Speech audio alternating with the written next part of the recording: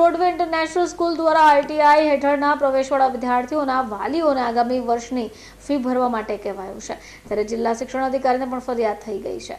શાળા દ્વારા ધોરણ 2 માં પ્રવેશ માટે 70,000 રૂપિયાની ફી માંગવામાં આવ્યા હોવાની ફરિયાદ પણ દાખલ થઈ છે। અલથાણની બ્રોડવે ઇન્ટરનેશનલ સ્કૂલમાં એક વિદ્યાર્થીએ ધોરણ 1 માં આઈટીઆઈ હેઠળ પ્રવેશ મેળવ્યો।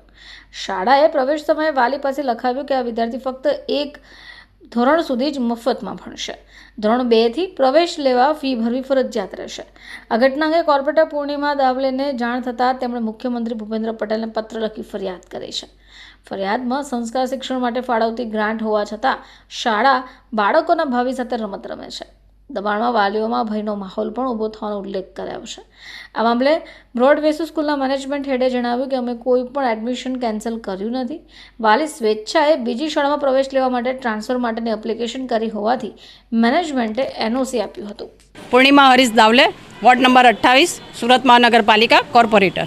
આજે મારા વિસ્તાર વોર્ડ નંબર 28 પાંડેસરા ભેસ્તાનની અંદરથી એક પેરેન્ટ્સ મારી પાસે આવ્યા હતા, જેમના બાળકને આરટીઈ હેઠળ એડમિશન મળ્યું હતું 2024ની અંદર, અને સ્કૂલનું નામ છે બ્રોડવે ઇન્ટરનેશનલ સ્કૂલ અલથાણ। અને આ પેરેન્ટ્સનું બાળક જ્યારે બીજા ધોરણમાં અત્યારે આવવાની તૈયારીમાં છે, ત્યારે આ પેરેન્ટ્સને સ્કૂલની અંદર બોલાવવામાં આવ્યા હતા અને બાળકના પેરેન્ટ્સને કહેવામાં આવ્યું હતું કે તમારા બાળકને બીજા ધોરણમાં ભણાવવું હોય તો હમણાં 70,000 રૂપિયા તમારે એક્ટિવિટી ફી ભરવી પડશે।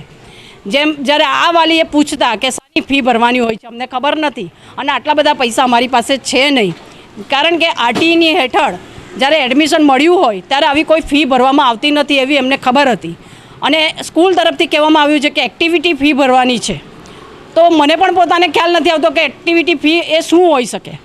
જ્યારે 70,000 રૂપિયા એમને તાત્કાલિક પે કરવાનું કીધું તો એ પેરેન્ટ્સે એવું કીધું કે અમે ભાડાના મકાનમાં રહીએ છીએ, મારા હસબન્ડ પાંડેસરાની મિલની અંદર બેગારીનું કામ કરે છે, જેની એમની સેલરી મંથલી 17,000 રૂપિયા છે, તો અમે આટલા બધા 70,000 રૂપિયા ક્યાંથી પે કરીશું।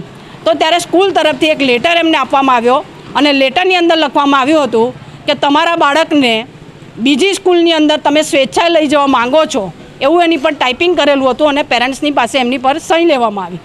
જ્યારે આ પેરેન્ટ્સને ગુજરાતી વાંચતા ન આવડતું હોય તેઓએ કીધું કે ભાઈ અમને આમાં ખબર પડતી નથી, એટલે એ બિચારાઓએ સહી મારી દીધી અને પછી એ લોકો મારી પાસે આવ્યા અને એમણે કીધું કે તમારા બાળકને તમે બીજી સ્કૂલમાં બીજા ધોરણમાં મૂકી દેજો।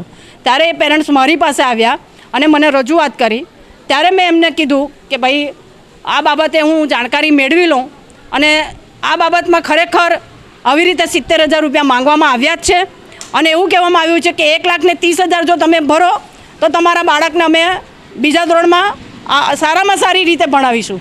તો શું મારે એમ પૂછવું છે કે આરટીઈ હેઠળ જેને એડમિશન લીધું હોય તે બાળકોને શું એજ્યુકેશન સારામાં સારું આપવામાં આવતું નથી?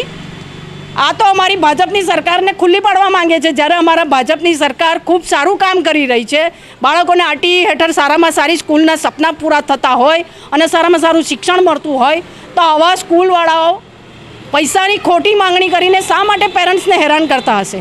અને એવા પેરેન્ટ્સને જ્યારે મારી પાસે આવ્યા છે તો એ ન્યાય અપાવવાની મારી સંપૂર્ણ જવાબદારી છે।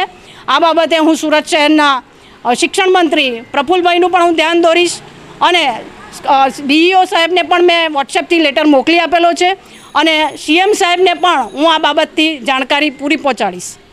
मेरा नाम साधना गुप्ता है और मेरे लड़के का नाम है गुप्ता अभिनय। मैं फॉर्म भरी थी आरटी में और ये है यहाँ इस ब्रॉडवे इंटरनेशनल स्कूल में आरटी का फॉर्म यानी उसमें नंबर लगा था, और 2024 में और एक साल उन्होंने पढ़ाई यानी एक साल उन्होंने पढ़ाई करवाया। उसके बाद फिर पेरेंट्स हमको बुलाया स्कूल में और उसके बाद वो बोले अगर आपको ट्रांसफ़र जैसे हम नहीं अब स्कूल में हम नहीं पढ़ाएंगे, 1 साल के लिए हमने एडमिशन लिया।